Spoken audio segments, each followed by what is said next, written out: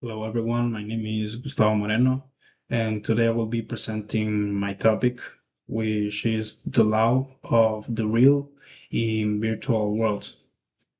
This presentation basically focuses on how the real world laws are applied to the virtual world and everything it takes from different points of view, both ethical and depending on the region and how this varies in their general application.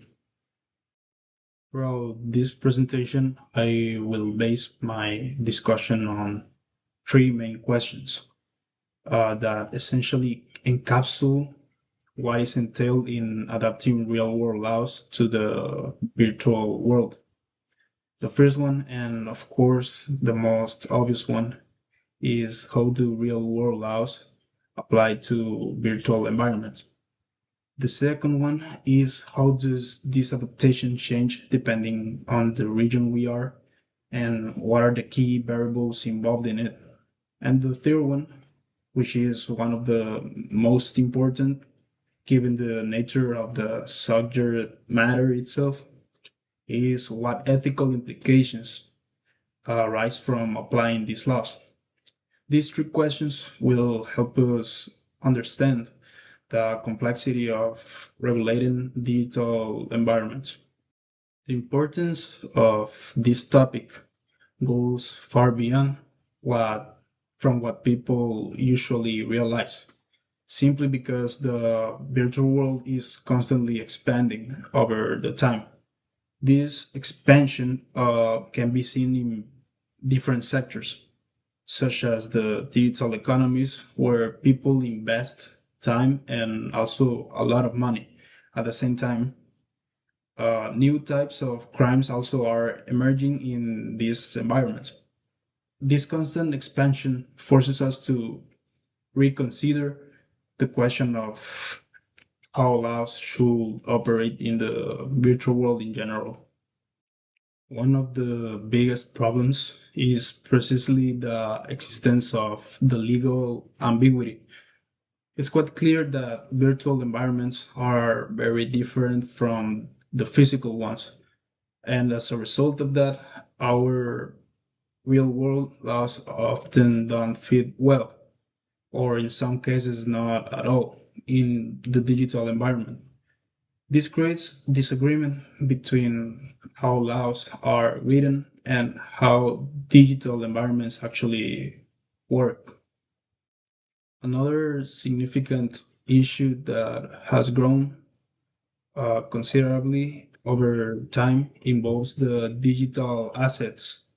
Users are investing increasing amounts of time and money in the digital environment, and these assets now possess a real economic value, with some commanding enormous valuations. However, ownership rights remain unclearly defined, which creates significant uncertainty and risk for all the users. The reason for the doubt surrounding ownership in the virtual world is just basically jurisdictional.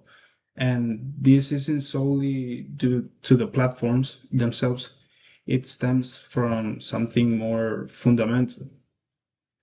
It is that virtual environments allow global interaction where people from all over the world, whether from different countries or states with varying laws, can interact simultaneously.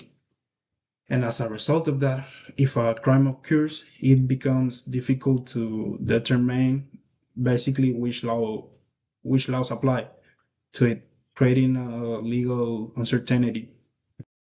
And it is when we look at other parts of the world that we just realize just how complex this issue really is and see that legal approaches vary significantly.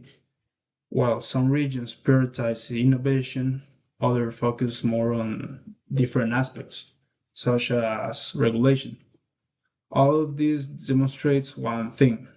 There cannot be one single solution to resolve this problem in global, as the issue itself varies significantly. Just in the United States, the approach is to reuse the existing laws, something that is logically easier, but however, control is often centralized in platform providers, which in response to that causes that there is limited protection for virtual property, and that creates gaps in legal protection for all the users. Then, if we go to Europe, the panorama changes because the European Union focuses more on the user rights and also on strong regulation. Policies like GDPR, which means General Data Protection Regulation, provide a clear structure for data protection and also for accountability. And this creates a more protective legal environment for all the users. In Asia, on the other hand, as is well known, there is a stronger government control and intervention. The focus in this region is primarily on preventing fraud and maintaining the security. Consequently, on that, they have more robust regulation and avoid various problems. However, this also has downside, and that will be that it creates a tension between security and also the individual freedom.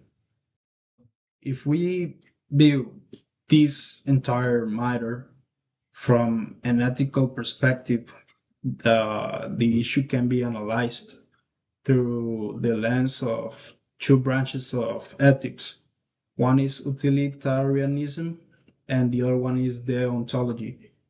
On one hand, utilitarianism focuses more on maximizing overall benefit, whereas deontology places its primary emphasis on the moral duty.